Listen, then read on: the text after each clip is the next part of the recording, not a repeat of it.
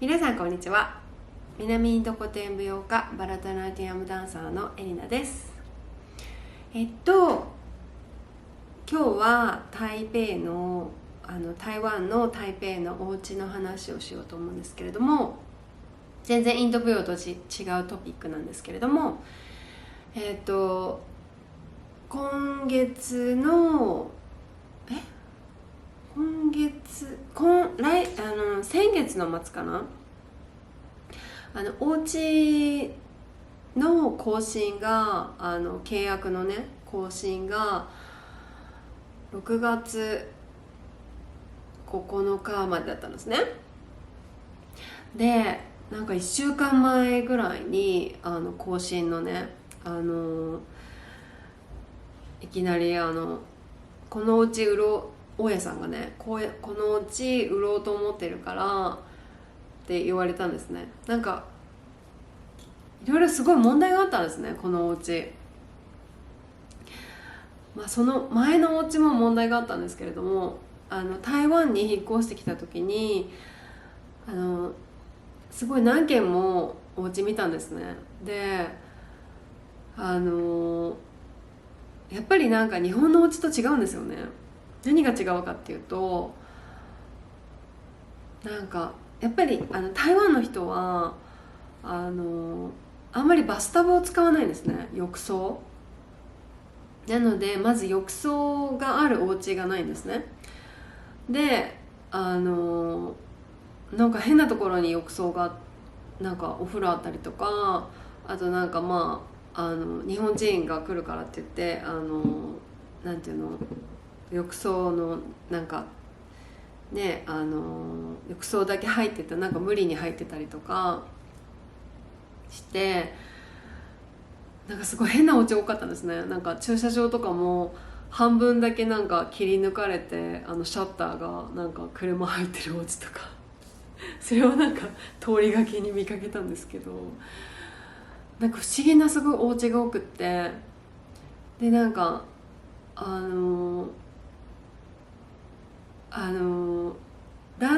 うちの旦那と一緒にお家見たんですよね。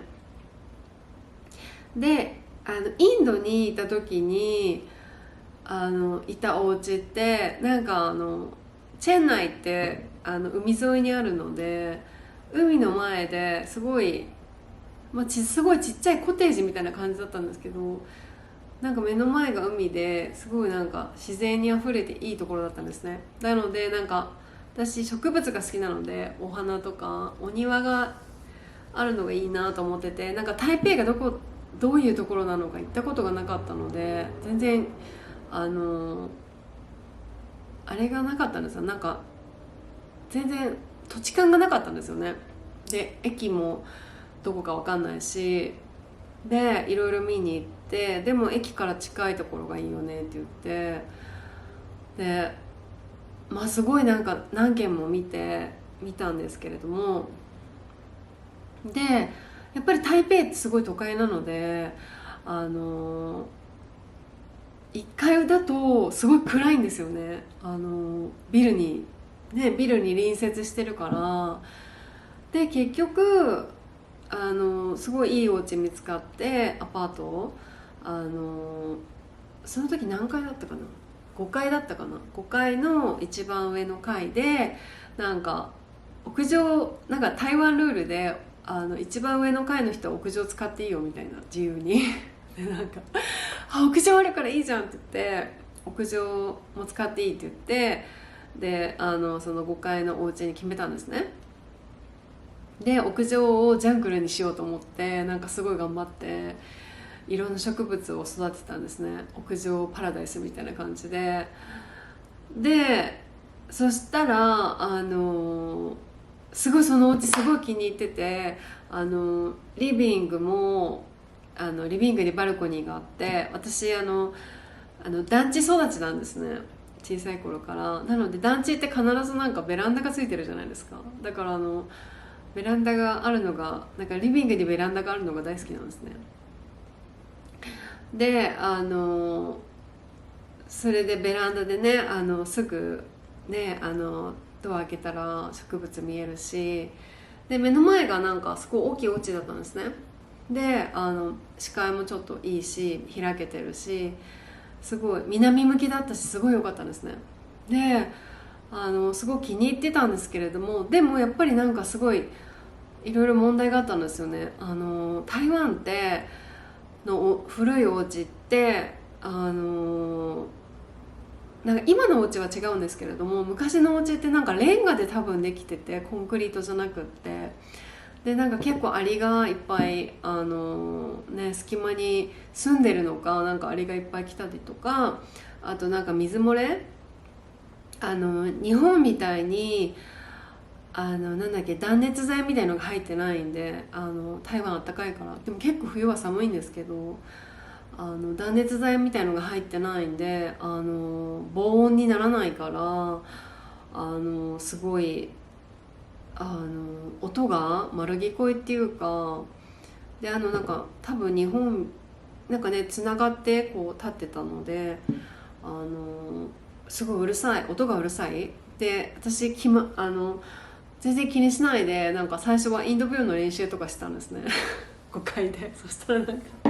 2階から苦情が来て、うるさいとか言って、で家の中でダンスするなとか言って言われて、で子供ができて、子供がねすごいなんか2人男の子がいるんですね、私。なのでなんかもうパタパタパタパタって走るようになったら、もう下とあとなんか隣から苦情が来るようになって、で結構下の人がなんだろう、台北の人なのかな、なんかすごい音に繊細で、なんかインド舞踊のね知り合いの人とかもなんか結構すぐにうるさいと警察呼ばれたりとかするらしくって、でそれが普通みたいなんですね。でまあ警察呼ばれたらまあびっくりするけど、それが普通って言われたらそうなのかなと思うんですけれども、なんか隣の人がちょっと変な人で、すごいドアをバンバンバンバンって自分のドアですけれどもバンバンバンバンってやってきて、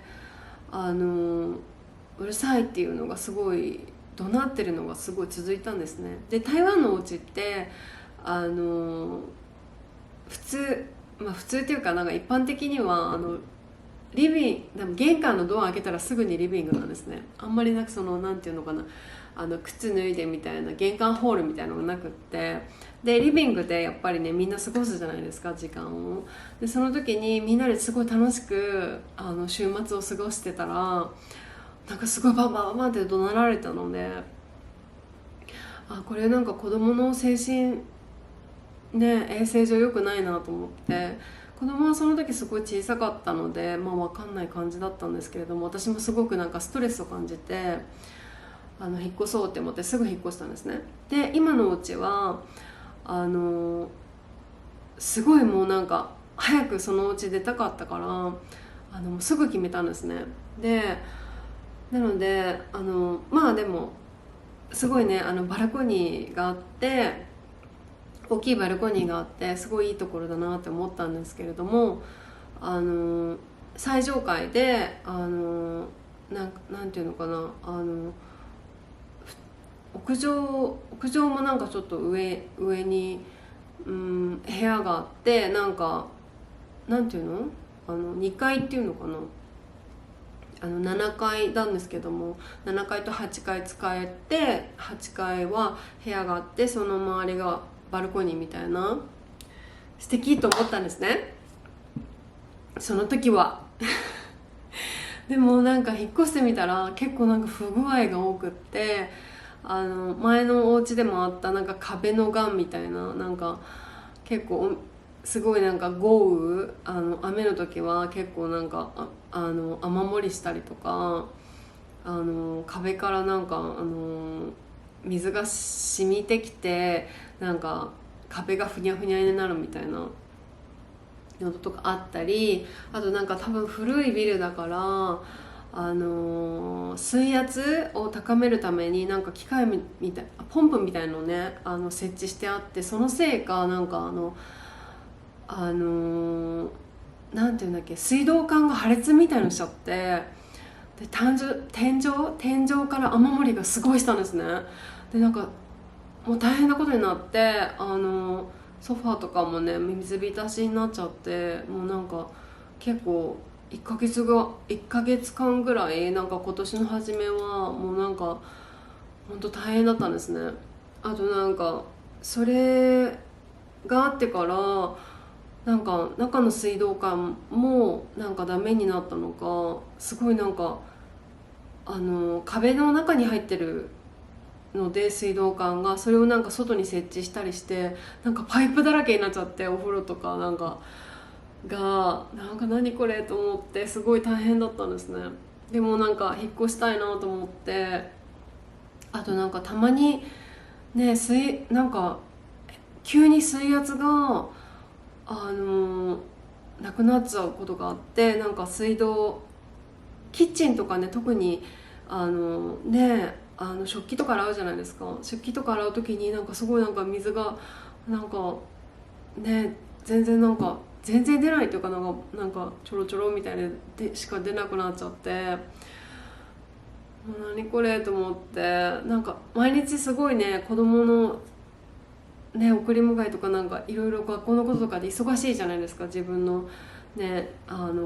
クラスとかもあるし、インド舞踊の。その中でなんかそういう不具合が増えると、もうなんかぐったりしちゃって、もう早く引っ越したいと思ってたんですね。でもなんかやっぱり引っ越しにもすごいお金かかるじゃないですか。でうちすごい物が多いんですね。もうなるべくね、こんまりさんとか見て、ね、ミニマリストを目指してるんですけれども、でもなんかもうやっぱりね、捨てられないものがいっぱいなんですね。特になんかインドのものとかなんかいっぱいあって、自分もなんか人には捨てろっていうのに自分は捨てられないみたいな感じでなんかインドの本とか置物とか飾りとかで、子供は子供でなんかあのおもちゃとかいっぱいあってもう多分ね、おもちゃとかも本当にね増えすぎですね。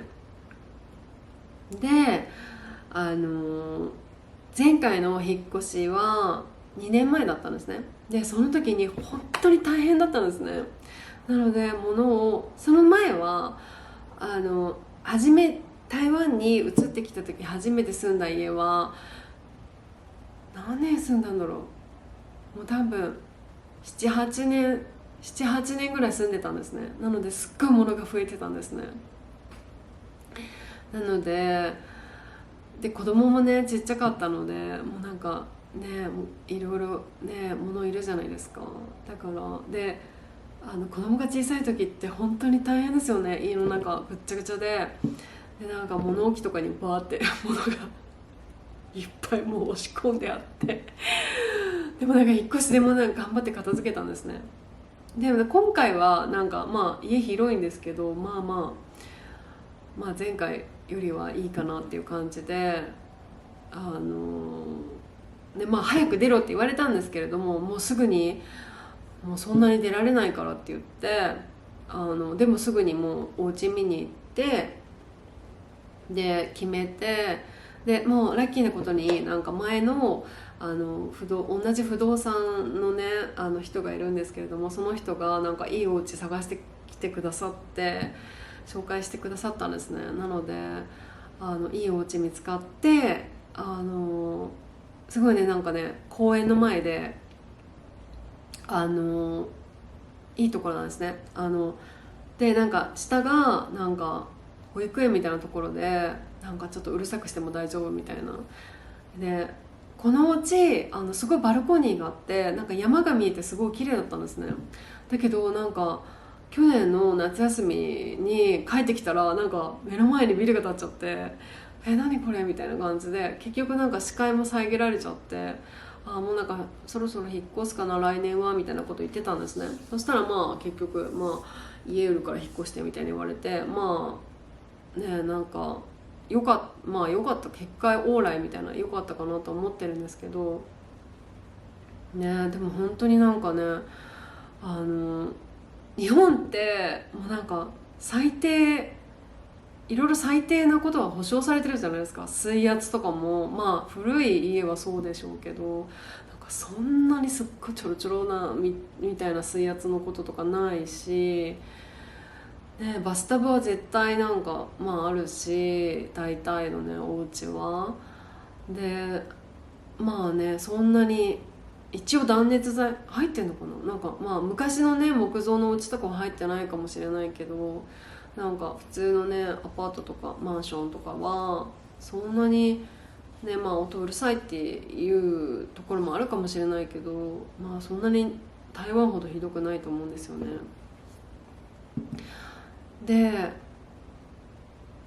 でもなんか気持ちの持ちようもあるかなと思うんですけどね。なんかインドにいた時ってなんかすごいちっちゃいお家で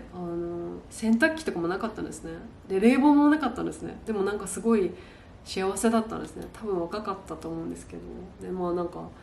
洗濯とかはバケツにねで入れて足で踏んでで冷房はなんか扇風機とかなんか3台とかでしのいで、でも夏はね、日本に帰ってましたけど暑すぎるからって感じで。でもなんか台湾に来てなんか目的を失ったんですかね。だからなんか結局なんか植物がなんか私の心の癒しだったんですね。なんかでなんか寂しかったのかな。だからなんか結構インドの植物とか集めたりしてそれが癒しだったんですね。でもまた新しく引っ越すところはバルコニーがちょっと小さくて、目の前が公園だからね、緑が多いんですけれども、でも今持ってる結構ね植物とかインドのねお花とか結構買ったんですね。でもなんかあげなきゃいけなくなっちゃって、カレーリーフ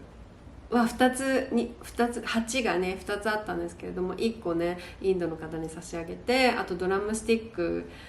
の木も見つけたんですね。でもなんかもうそれも全然ドラムスティックはならなかったんですけれども、葉っぱとかねすごいいい香りがするの。なんかすごいお腹すくみたいな、なんか食欲をそそるみたいな香りですごいいい香りだったんですけれども、もうそれもねあげちゃって、あとブーゲンビリアもあげちゃって、あとなんかね自然に生えてきた多分鳥の糞からかな生えてきたのがあって、なんかミニトマトじゃないんだけど、なんかすごいこれインドでなんか毎日1個食べるとお腹にいいみたいな、そういうハーブがあって、それとか、あとミニバナナの木、バナナならなかったんですけれどもとかをあげてしまいました。で半分ぐらいに減らして、でもまだまだね、なんかレモンの木とか、レモンとマンゴーとグアバとイチジクと、あとバラ2種類と、あとなんか枯れちゃったのもあるんですよね。あとジャスミンと、あとなんだっけ、シクンシの木と、あとあれもあげちゃいましたね。なんだっけ、サルスベリーの花もねすごい可愛かったんだけど、もうしょうがないからあげました。そんな感じかな。あとなんだっけな、コデマリだったっけな、コデマリみたいなやつ、白いお花もあげようと思ったんだけど、なんか写真見返したらすごい綺麗だなと思って、ちょっとあげるのをためらってね。また新しいお家に行ってちょっといっぱい過ぎたらで、考えます。でバルコニーがでね、なんか台湾ってなんかちょっとね虫とか嫌いな方はねちょっとこれで止めてほしいんですけれども、虫すごいいっぱいいるんですね。やっぱ南国なんで虫がすごい多くて、でゴキブリとかすごいいっぱいいるんですね、台湾。しょうがないですよね、南国なんで。でもなんか日本のゴキブリよりは怖くないんですよ。日本のゴキブリってなんかすごいしっかりして黒いじゃないですか。でなんか目とかもギラギラしてて怖いんですよね。なんかでもなんか台湾のゴキブリってなんか茶羽ゴキブリなんかすごいすぐ死んじゃうんですね。なんか弱っちいのだからまあ日本よりは怖くないんですけれども、でもねやっぱりねいっぱいいるので、夜ねバルコニーに行くとね必ずいるんですよね。だからもう夜バルコニー行くの怖くって、なるべくね夜はねバルコニーに行かないようにしてる怖いからでなんかあの新しいお家がバルコニーが小さいんですね。なのでなんかいくつかの鉢は室内に入れようと思ってるんですね。でもなんかもうなんか鉢の下とかにゴキブリの卵とかあったらどうしようと思って、なんかいい案ありますかね。室内で植物育ててる方とかもしいたらアドバイスください。なんかもくもくやるのあるじゃない、煙みたいなやつ、あれって植物死んじゃうのかな、炊いたら。でもあれ卵とかには効かないですよね。だからちょっと怖いですね。この間もなんかね鉢を持ち上げたらねこう手にバーってきて怖がってるす。もうなんかもう、このなんか感触が残ってて本当にちょっとゾッとしました。なんか他はね大丈夫なんですけどね、ゴキブリだけはなんか気持ち悪いんですよね。飛ぶからかな、よくわかんない。早いからだと思います。なんかコオロギとかもちょっと嫌なんですけど、なんか早く動くのがちょっと怖いですよね。であとねなんかね結構ねカメムシとか、あとなんかねあれもいるんですよ。なんだっけ、コガネムシだ、コガネムシ、緑のすごいキラキラしてるやつでね、コガネムシの幼虫がねすごいなんかカブトムシの幼虫みたいに大きいんですよね。あれもちょっと怖いですね。でもコガネムシはね大丈夫かもしれない。なんかペッてなんかやってポイってできるかもしれないですね。でもなんか土にいたらちょっとびっくりするかな。でもそれをなんか室内に持ってくと思うとちょっと怖いですね。でもなんか室内にね緑があるのっていいですよね。やったことないんですけど、なんかあったら素敵かなって、なんかピンタレストとか見てて、室内に緑のあるのいいなと思って。でもなんか全部なんか太陽を必要とする、太陽が大好きな植物ばっかりなんですね。あと一番大きいのがねプルメリアですね。プルメリア大好きで、なのでプルメリアは外かな。でもなんかあと藤もあります。藤の花も好きなのでね、どれを室内に入れればいいかな。あとなんだっけ、あれも育てたいですね。なんだっけ、モンステラだっけ、あれ素敵ですよね。あれも育ててみたいですね。あとなんか壁につけてこうやってなんかシダみたいなやつ、なんだっけ名前忘れちゃったあれもいいですね。ああいうのも育てたいですね。減らさなきゃいけないのにね、いろいろ育てたいものがいっぱいです。で台湾のお家なんですけど、なんかいつもね文句ばっかり言ってるんですね。ダメですね。もっとポジティブにならないと。どんなお家見るのが好きなんですね。基本的になんか間取りとか見るのも大好きだし、次のあまり前世とかね来世とか信じてないんですけど、なんか生まれ変われるんだったら多分建築家になりたいですね。なんか来世は建築家になりたいですね。お家好きなんで、お家見るのも好きだし、あとなんかいろいろね間取りとか見るのも好きだし、お家大好きです。いろんな、あとなんかすごいなんか批判もするし、なんかここはなんか動線が良くないとか言ってお家ね、いろいろちっちゃいお家も大好きだし大きいお家も大好きだし、なんか台湾もねすごい可愛いお家もすごいねいっぱいあるんですよね。なんか昔の団地みたいな、それもねなんかね素敵だなって思うんですけれど、でもねやっぱり住んでみるとね違いますよね。なんかいろいろ不具合が気になってきてね。台湾のお家で昔の団地みたいなのってなんか窓になんていうんだっけ、柵がついてるんですよね。あれもなんか結構可愛いなと思ってたんですけど、なんか住んでみるとなんか牢屋にいるみたいな感じがして、なんか嫌になってきて、なんか今のお家もなんか窓の外に柵じゃないんですけど、なんかちょっとあるんですよね。まあなんか置いたりするのも便利なんですけれども、なんかちょっとねミント育てたりとかちっちゃいもの置いたりとか、でもなんか見た目はねあんまり良くないですよね。だから難しいなと思います。でも松山空港、台北のね松山空港の近くにあるエリアとか昔の建物をねすごい改装してなんか素敵にしてあるところとかはすごい見てて、ああいいなと思って、なんか古き良きみたいな感じでいいなとか思ったりするんですけれどもね。でもなんかねやっぱり住むのと違うかな。でねいつもね理想の家条件書いて引っ越す時にね書いてたんですけれども、何書いたかっていうとまあ家賃ですよね。希望する家賃。でも家賃もねすごい高いの。びっくりします。やっぱりね外国人の値段だと思う。でなんかここのエリアって台北のなんかいろいろインターナショナルスクールとかが日本人学校とか集まってるエリアなんですね。だからなんか古いのにで結構昔からあるので街自体は古いじゃないですか。なので古い建物がいっぱいなんですね。で古いのになんか高いみたいな家賃が。で新しい建物もねいっぱいできてるんですね。で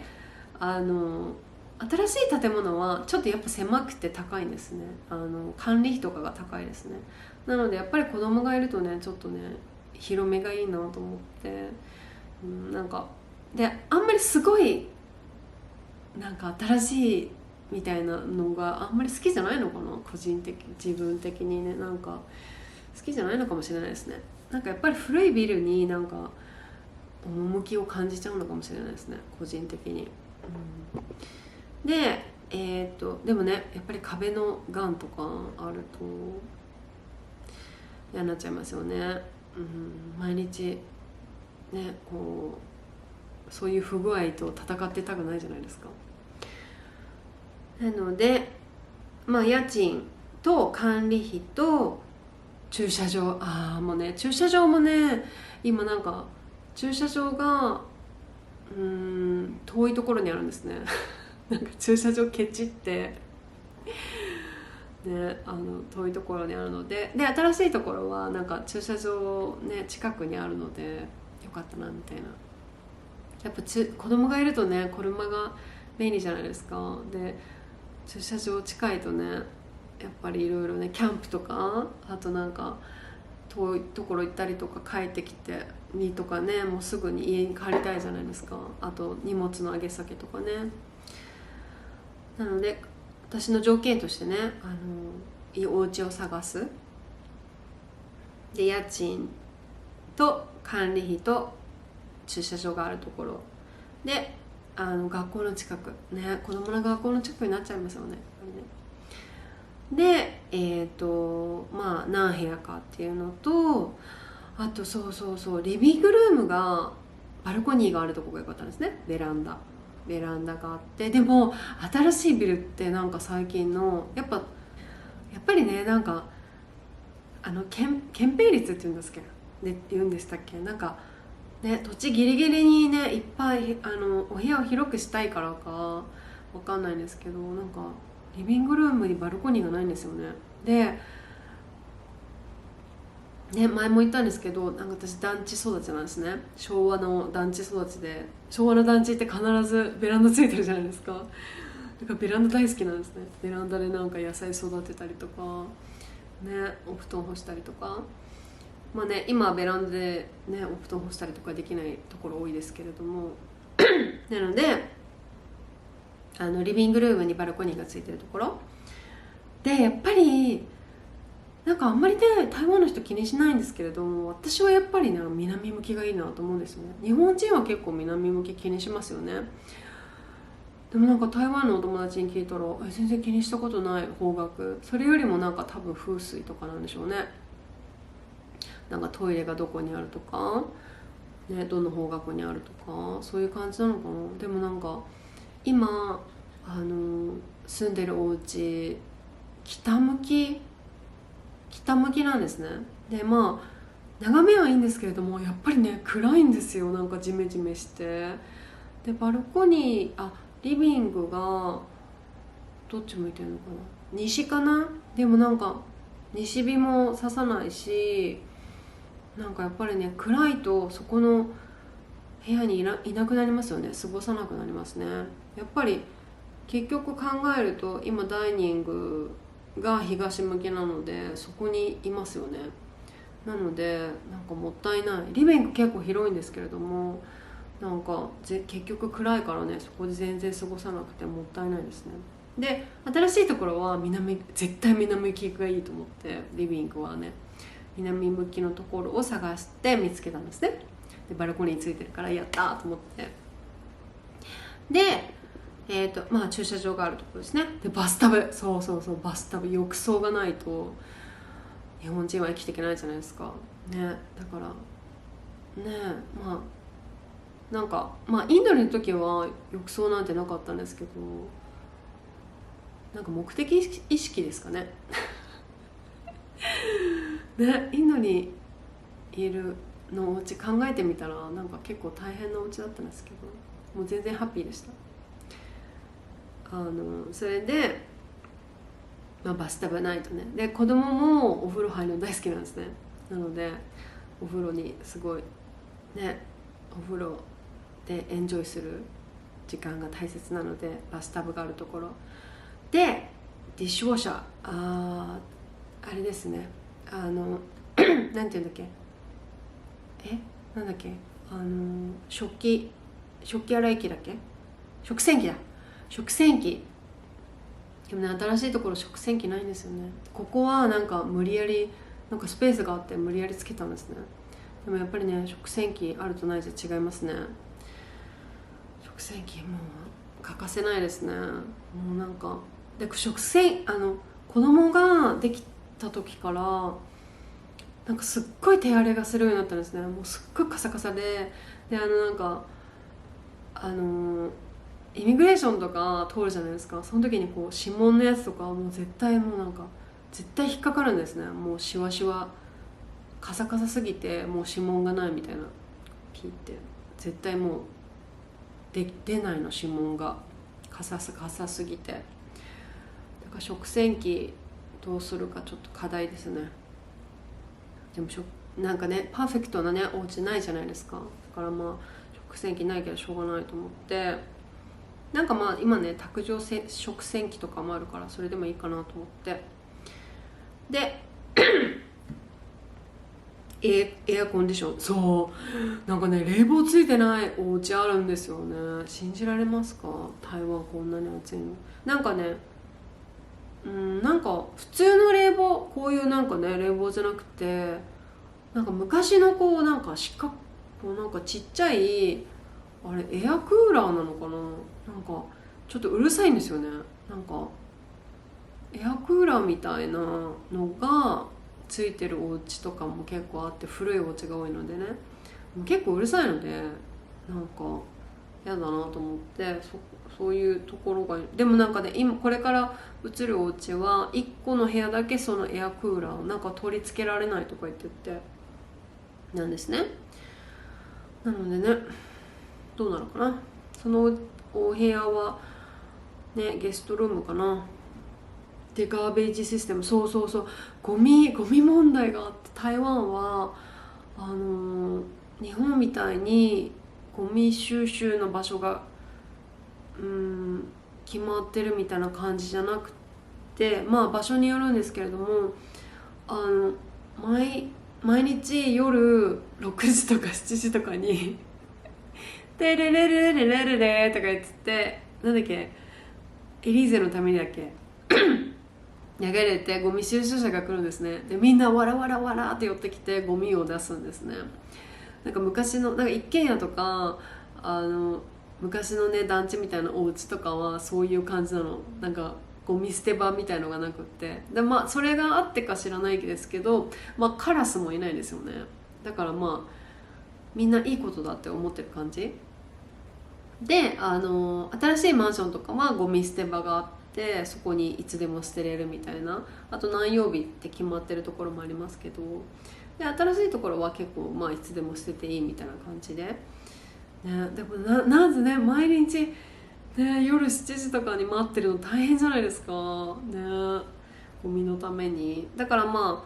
あ一軒家に住んでる人とかは誰かに頼んで雇ってる人もいるみたいですね、ゴミ捨てるのそれがありますね。もうだからねみんなね台湾の人はねエリーゼのために知ってるのレレレレレレレレレ。それからそうあとね床はね台湾はタイルが多いんですね。南国だからかな。確かにインドとかでもなんか石とかタイルとかですよね。やっぱ暑いからか。で私はやっぱりねフローリングが良かったんですよね。木のフローリングなんかね南インドとかは結構ねホッテストじゃないですか。だからまあタイルでもいいと思うんですけど、石とかね。台湾は冬結構寒いんですよ。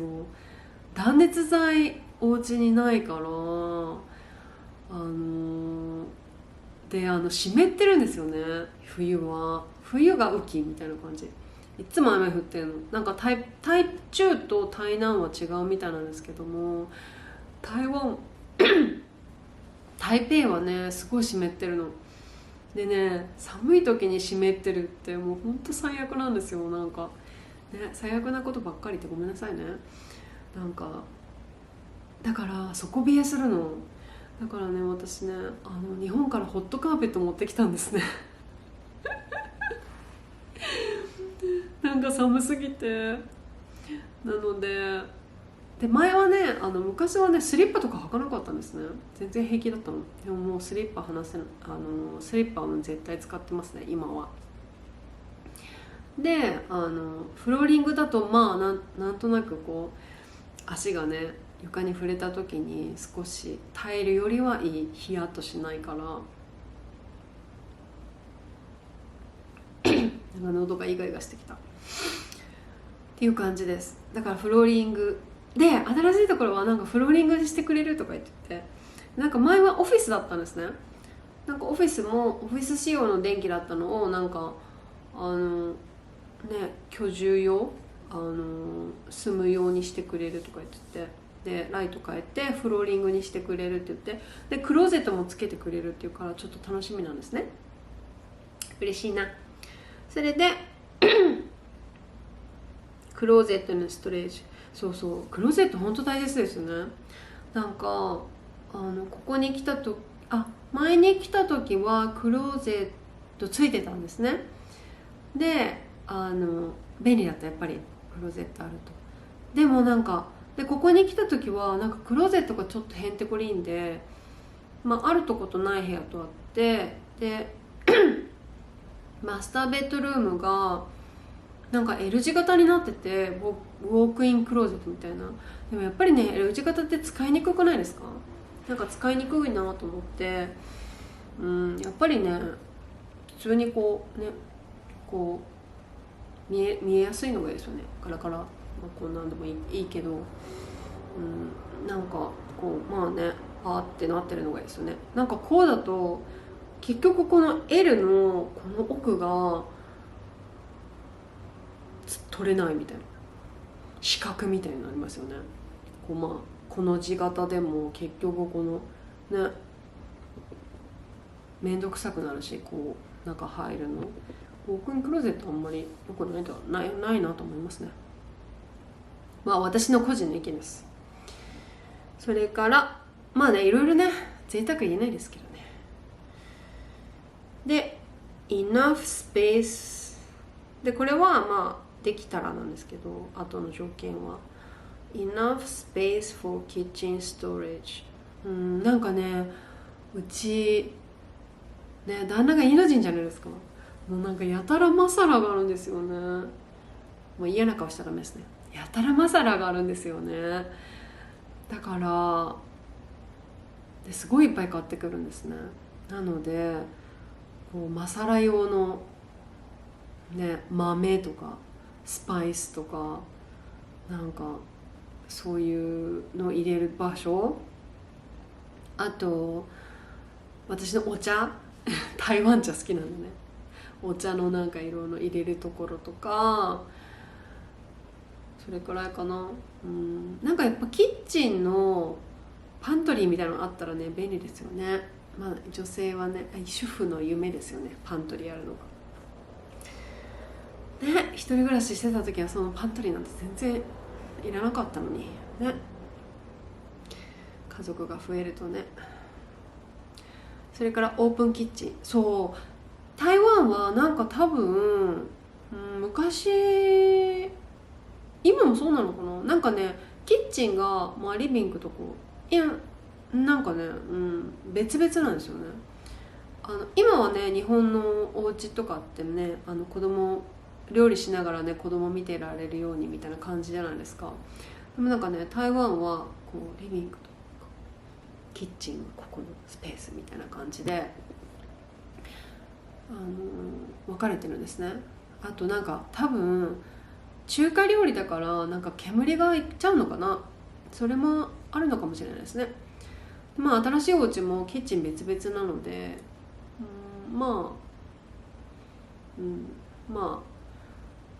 理想的ではないけどまあしょうがない。一番最初のお家はなんかそういう感じだったのでちょっとオープンだったんですね。だからね良かったですね。子供も見てられるし。で今のお家は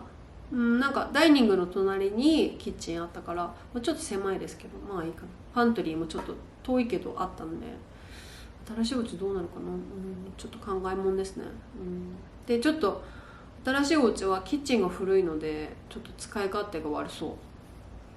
う、しょうがない。それからシュークローゼット at entrance。 そう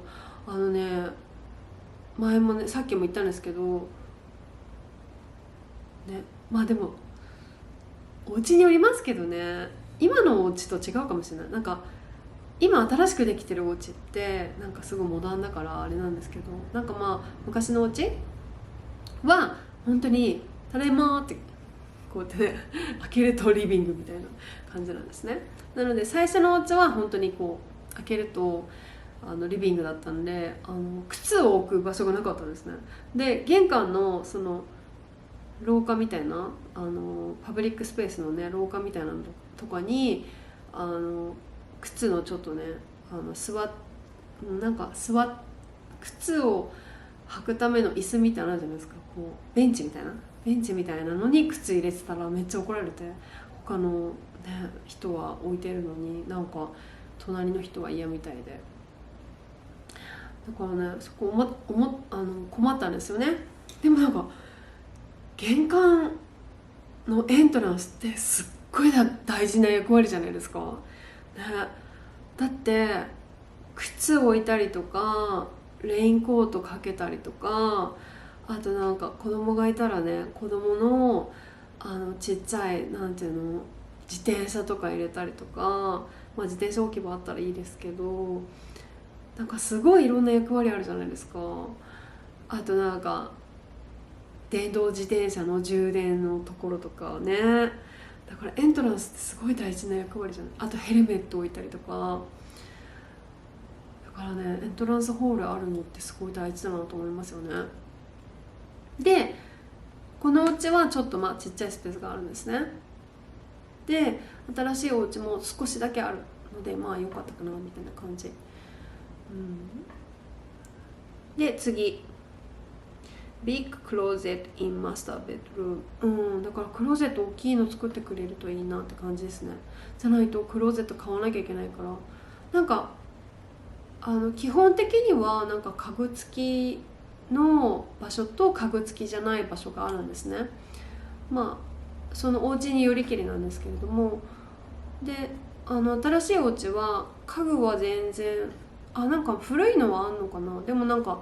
もう持ってるから新しい家具持ってくねみたいな感じで、クローゼットはつけてくれるからラッキーみたいな感じでパーフェクトみたいな感じです。ででもやっぱクローゼット大きい収納ないとやっぱりどんどん物が溢れますよね、本当に。だからなんかとりあえず大きいクローゼットがあったら何でも入るね、いろんなもの。もう服じゃなくてもね、私本とかも書類とかもいっぱいあるじゃないですかね。皆さんあるでしょ？ないもうみんなスリム化しました。本とか CD とかね。 CD とかもね、もう結構あるんですよね。もう結構断捨離したんですけど、まだまだねあってね、捨てられない DVD とかもあって、あと書類とかもね全部デジタル化皆さんしましたかね、デジタル化したいですね。だからそういうのも全部ねクローゼットにしまいたいですね。あとウォータープレッシャー、水圧ですね。なんかね日本に帰ると水圧に驚くんですよ。なんかお風呂入るときにマッサージ、もう顔のマッサージみたいな、それにね驚くんですけどね。なんか台湾はもうなんかインドもそうですけど、なんかねこう水圧でマッサージできるって感じじゃないんですよね。で一番最初のところも水圧弱いなと思ったんですけど、なんか普通みたい、それが。でここはなんかお風呂だけ水圧すごくって、でもなんかそれはやっぱり水圧を変える機械をなんか使ってて、水道管破裂しちゃったから、なんか良くないみたいですね。だからもうしょうがないかなね、しょうがないが多いですよね。あとホットウォーターイン the kitchen、 そう、あとやっぱりねお湯が出るキッチンがいいですよね。もうそれも普通ですよね、日本だとね。でもなんかね今のねお家ね、なんか水圧も弱いしキッチンにお湯も出なかったんですね。なのでなんか洗う時とかなんか油切れ悪いみたいな。なんでこんな高い家賃払ってこんななんかお家に住まなきゃいけないのみたいなプンプンしてましたね。でそれからねウィンドウクリーニング、不思議なことに日本ってどうですか？高い高層ビルの時って普通外の窓掃除しないですか？普通するでしょおかしくない？だってさ、自分でこうやって拭けないのに掃除しない人がいたら、掃除する人いなかったらどうなんですか？もうずっと汚いじゃんね。もうほんとやだ。でもなんかお友達に聞いたら、なんか定期的に掃除してるよとか言ってたから、うちだけ掃除してないなと思って。でなんか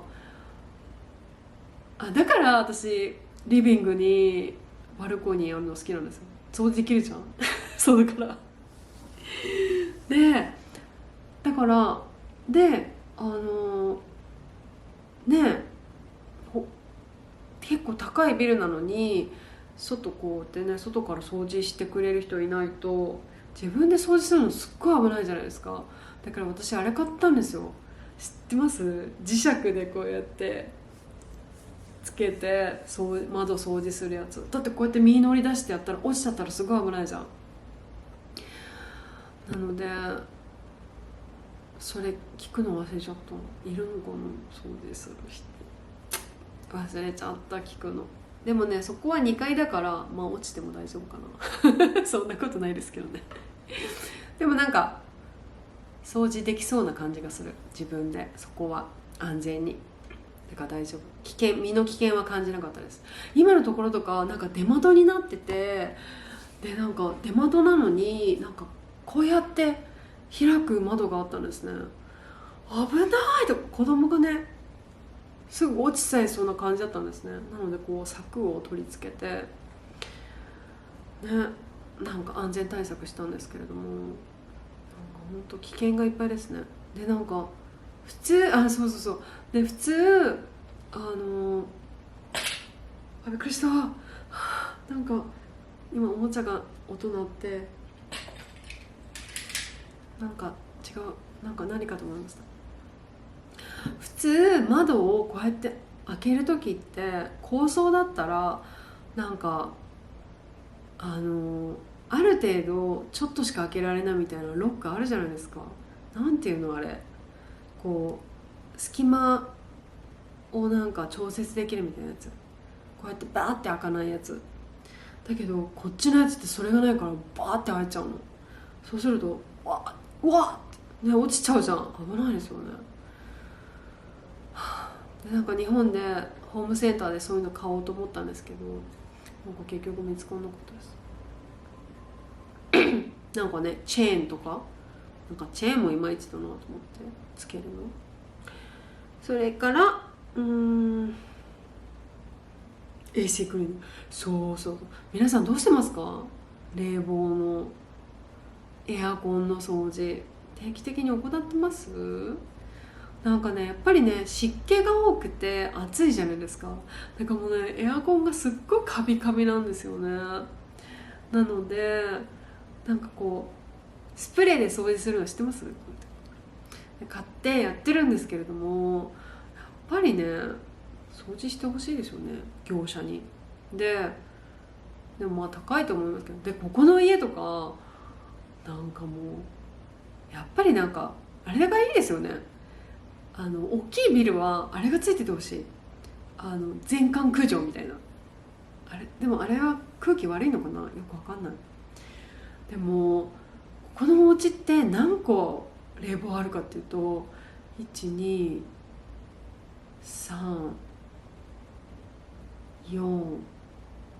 個7個もあるんですよ。でなんか迷路みたいになってるんですね、お家の中が。いちいち掃除するのめんどくさいじゃないですか。すいませんね、めんどくさがりなんで。でなんかで7個もねスプレーの買ってほんとめんどくさいですね。でスプレーやってもなんかこの吹き出し口みたいなあれ取れないじゃないですか、カビみたいので。なんか前のお家とかなんか変な洗浄してたんですね。なんか普通お水でバーンってやってなんかビニールかぶせてやるじゃないですか。なんかそんなんじゃなくて手でこうやってやってて、こんな洗浄すんのかよと思って言葉が悪いですね。こんな洗浄の仕方するのと思って嫌だったんですね。でもまあそれ聞くの忘れちゃった。それもそれから害虫駆除、そうそう害虫、やっぱねゴキブリが多いので、ね、2年に1回とか1年に1回がいいですけど、本当は2年に1回とか害虫駆除してほしいですよね。なんかうち団地でもなんかなんだっけあれ、お風呂のパイプみたいなの掃除とか定期的にありましたよ。なんでないんだろう、変じゃない？ね、ああいうとこちゃんと掃除してほしいですよね。害虫駆除してほしいですね。やっぱりなんかお風呂の排水口とかなんかああいう隙間からね来るじゃないですか、虫が。だからやってほしい。でそう問題点はね、この地域は家賃が高い割に古い。なんか他の地域のねお家をねたまに見るんですね。そうするとここいいじゃんここいいじゃん安いじゃんとかって見ると違う地域なんですよね。まあしょうがないですよね、利便性優先。でもなんかまあ、町の中心地ってわけじゃないんですけど、ちょっと離れてるんですけどね。で壁のがね、もう壁から水が染み出してくるのかやめてほしいですよね。新しいお家はバルコニーがない、あるんですけど狭いんですよね。だから、しょうがない。一番上の階は漏れなく水漏れね、しょうがないんですかね。日本もそうですかね。やっぱり一番上の階はなんか防水工事とかしないとね、水漏れちゃうんですかね。でも前のうちの時は本当に天井な屋上があってすごい楽しかったですね。屋上でプールをビニールプール使って遊んだりとか。コロナだったんでね、なんかコロナだったんで、この引っ越す時とかもやっぱりね、なんかリビングにバルコニーとかないと本当にもうなんか息ができない感じがして、やっぱりちょっと外の空間があるっていいですよね。でここのねお家もちょっとバルコニーがあって、ビニールプールとか広げられる場所があったんで、そこでね遊んだりしましたよ。もうでもビニールプール広げる場所ないですね。でもなんかねプールがあるお家みたいだから。でもコロナでね閉まってるから、でもそのプールが再開したらいいですね。今のお家は天井から水漏れ、本当にね水漏れ大変だったんで嫌だった。それから良い点で、台湾ね、文句ばっか言ってますけど台湾いい点もいっぱいありますよ。